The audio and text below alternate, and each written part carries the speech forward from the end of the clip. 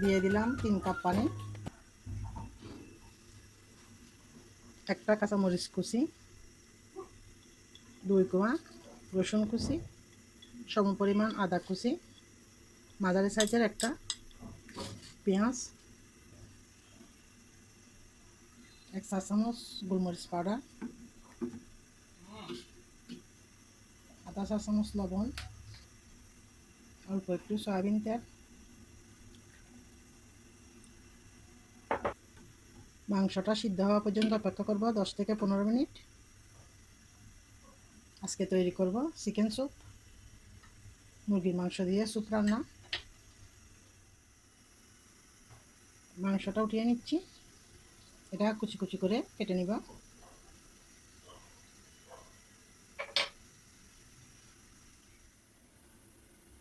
দিয়ে দিচ্ছি কুচানো মুরগির মাংস,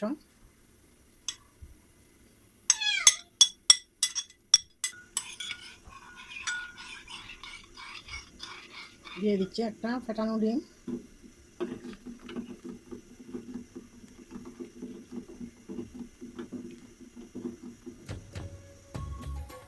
দিয়ে দিচ্ছি 2 টেবিল চামচ কর্নফ্লাওয়ার,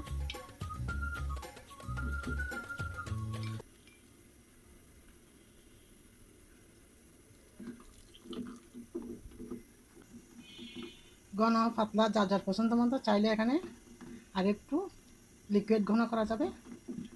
এটার পরিমাণ 3 বাটি পানির পরিমাণে সব কিছু ঠিক আছে। দিয়ে দিলাম 1 টেবিল চামচ সয়া সস, 1 টেবিল চামচ টমেটো সস, লবণটা চেক করে নিব। 2-3 মিনিট একটু ভালো করে রান্না করে নিব।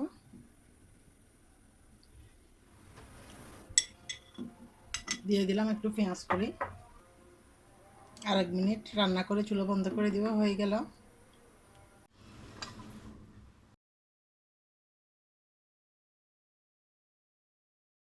বৃষ্টির দিনে রান্না করে নিলাম চিকেন স্যুপ। এভাবে আমরা খুব সহজে ঘরে থাকা উপকরণ দিয়ে চটজলদি চিকেন স্যুপ তৈরি করে নিয়ে খেতে পারি।